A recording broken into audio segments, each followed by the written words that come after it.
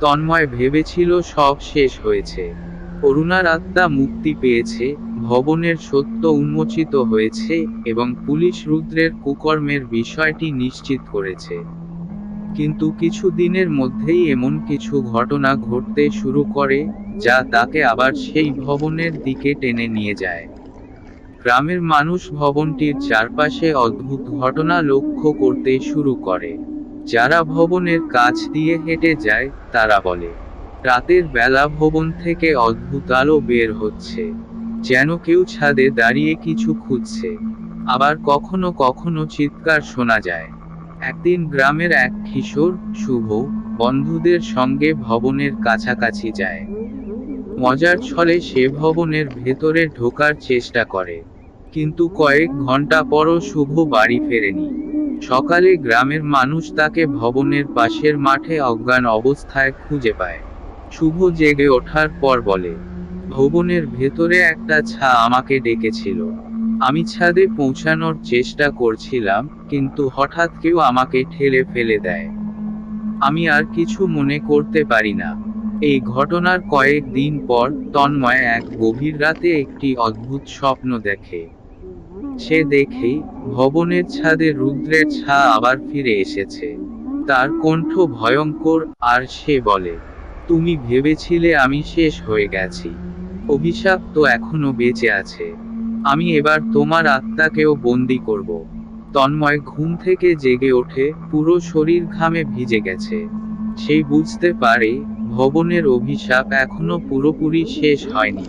তন্ময় সিদ্ধান্ত নেয়, ভবনের ভেতরে গিয়ে আবার সবকিছু খতিয়ে দেখবে। তবে এবার সে একা যাবে না।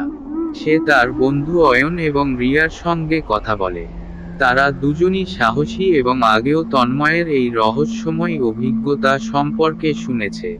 রিয়া বলে, তুমি জানো তন্ময়, আমি ভৌতিক ব্যাপারে তেমন বিশ্বাস করি না।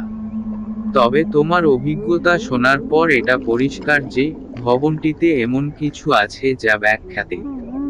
অয়ন বলে, আমরা তোমার সঙ্গে যাব, কিন্তু আমাদের প্রস্তুতি নিয়ে যেতে হবে।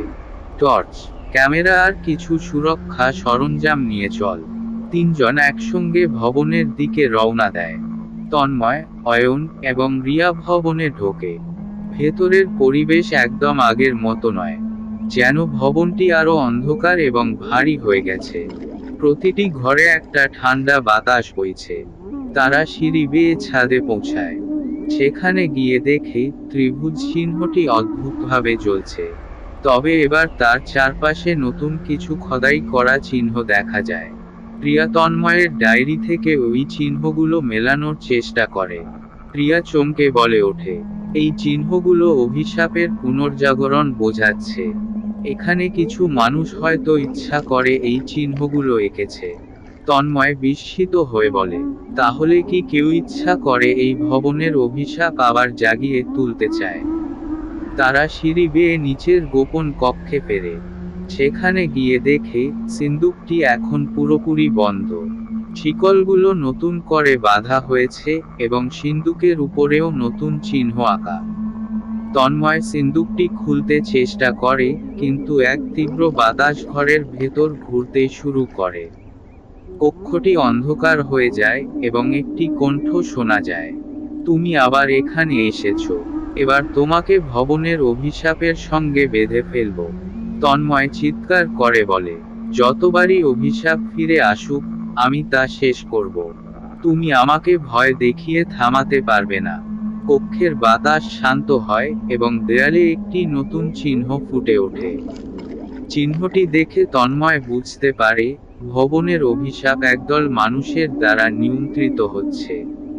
তারা কক্ষের ভেতরে একটি পুরনো নথি খুঁজে পায়, যেখানে ভবনের মালিকানার নতুন দিক তুলে ধরা হয়েছে। সেখানে একজন মানুষের নাম স্পষ্টভাবে লেখা, অরুণ রায়। তন্ময়, অয়ন এবং রিয়া ভবনের রহস্য উন্মোচনের জন্য প্রস্তুতি নেয়। তারা বুঝতে পারে, ভবনের অভিশাপকে নিয়ন্ত্রণ করার জন্য কোনো গোপন শক্তি কাজ করছে, যা ভবনকে ধ্বংসের হাত থেকে রক্ষা করতে চাইছে। তন্ময়, অয়ন এবং রিয়া ভবন থেকে ফিরে আসে। তারা জানে, ভবনের রহস্য আরও গভীর এবং এর পেছনে কোনো গোপন সংগঠন কাজ করছে। অরুণ রায়ের নাম উঠে আসার পর তারা তার পরিচয় ও ইতিহাস জানতে তদন্ত শুরু করে। প্রিয়া স্থানীয় একটি পুরাতন নথিপত্রের অফিসে গিয়ে অরুণ রায়ের সম্পর্কে তথ্য খুঁজে বের করে।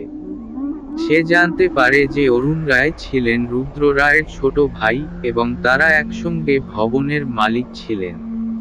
কিন্তু সম্পত্তি নিয়ে ঝগড়ার পর অরুণ ভবনটি ছেড়ে অন্য গ্রামে চলে যান। তন্ময় জিজ্ঞাসা করে, তাহলে কি অরুণ এই অভিশাপের সঙ্গে যুক্ত? প্রিয়া মাথা নাড়িয়ে বলে, সম্ভবত, কিন্তু তার মৃত্যুর পরে কেউ হয়তো এই অভিশাপের চক্র চালিয়ে যাচ্ছে। আমাদের তার পুরো পরিবার ও উত্তরাধিকারের বিষয়ে জানতে হবে। তদন্তের সময় তারা গ্রামের এক প্রবীণ ব্যক্তি হরিদাস দত্তের খোঁজ পায়, যিনি অরুণ রায় এবং রুদ্র রায়ের পরিবারের ইতিহাস জানেন। হরিদাস তাদের বলেন, রুদ্র আর অরুণের ঝগড়া শুধু সম্পত্তি নিয়ে ছিল না। ভবনের ভেতরে এক প্রাচীন মূর্তি ছিল, যার সঙ্গে অমরত্ব অর্জনের একটি কিংবদন্তি জড়িত। তারা দুজনেই মূর্তিটি নিজেদের দখলে রাখতে চেয়েছিল, কিন্তু সেই মূর্তি অভিশপ্ত ছিল। যে এই মূর্তিকে ব্যবহার করবে, সে নিজের আত্মাকে বিপদে ফেলে দেবে। অরুণ চেয়েছিল মূর্তিটি ধ্বংস করতে, কিন্তু রুদ্র তা করতে দেয়নি।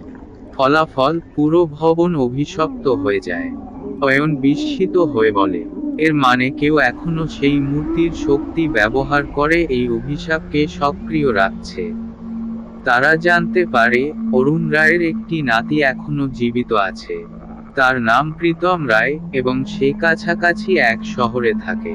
তারা তার সঙ্গে দেখা করতে যায়। প্রীতম প্রথমে তাদের কথা বিশ্বাস করতে চায় না।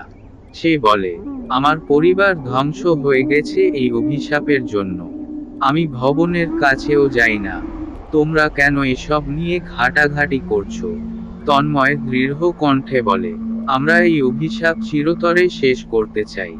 ভবনের অভিশাপ এখনো সক্রিয় এবং কেউ ইচ্ছাকৃতভাবে এটি জাগিয়ে তুলছে। আমরা জানি আপনার দাদু অরুণ রায় মূর্তিটি ধ্বংস করতে চেয়েছিলেন। আপনি যদি আমাদের সাহায্য করেন, আমরা ভবনটিকে মুক্ত করতে পারি।